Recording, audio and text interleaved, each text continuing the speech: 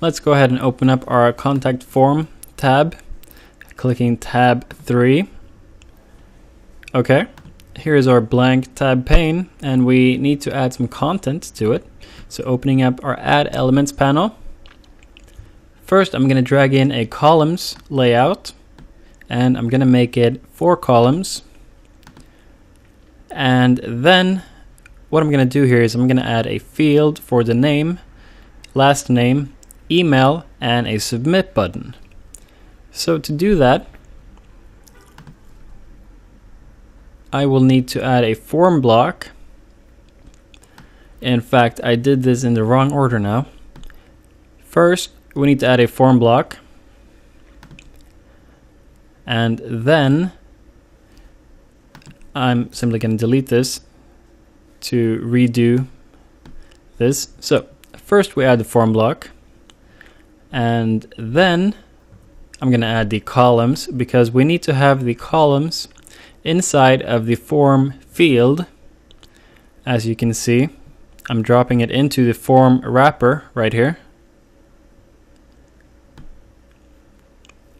And when you do that, I'm going to make it 4 columns, yeah. When you do that, now I'm able to drag this field into the first column, and I'm able to copy it over to the second, and then drag in the email address into the third column, and the submit button into the fourth one. And I can go ahead and delete the field labels. We don't need those.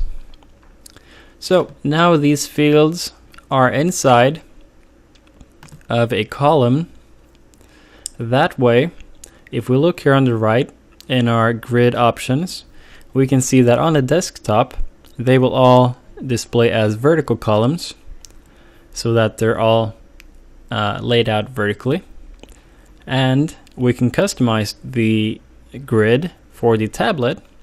So on the tablet, we can make it a horizontal layout so that all the fields line up on top of each other, which is by default how the form block is laid out. But because we have them in columns, we can go ahead and set that so that they all line up next to each other.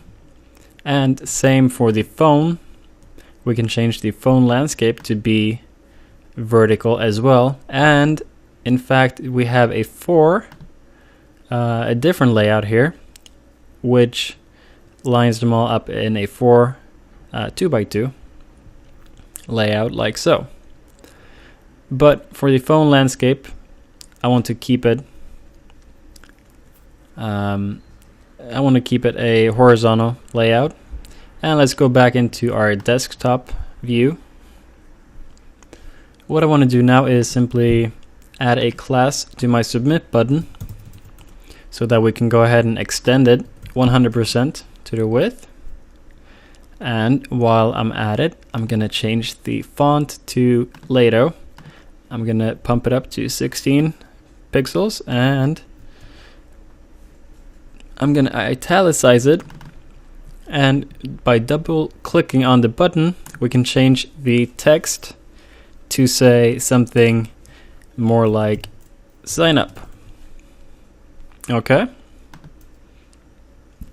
And then I want to remove these sharp corners by adding a 4 pixel radius.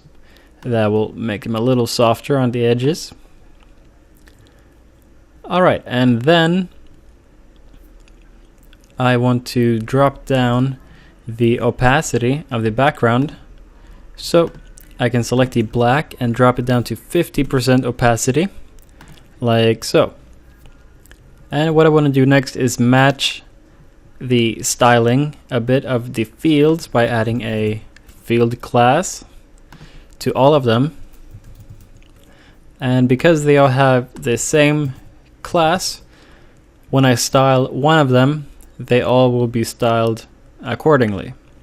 So we can change this first of all to Lato, and next I want to increase the height to 44 pixels and also give it a 4 pixel radius. so that we get those smoother corners. And then I want to take care of the placeholder text. We can just have it to be email address. And if you look here in the input settings, we have the required, which is checked. That means that this field is required in order to submit the form. So if they don't put in their email address, or if they don't fill in this field, then they cannot submit the form. As you will see here, it will give you a little notification saying please fill out this field, and that is pretty nifty for being out of the box. So that is what the required does, and these fields are not required. So I'm going to change this to last name and this to first name. So if they wanted to, they can only fill in their email address and sign up without doing their last names, or first and last name. And that is how the form works. I'm going to style this a little more by giving it a 90% opacity. Okay. And I believe that is it for the contact form. So now you know how to change the layout. You can change the layout from the row settings, and we can even go crazy here with the layout. And